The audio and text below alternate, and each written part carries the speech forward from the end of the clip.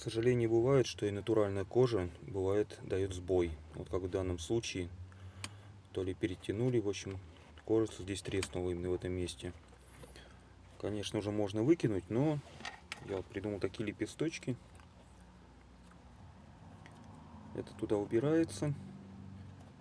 Здесь лепесточек чуть-чуть будет выставляться, проклеивается, прошивается.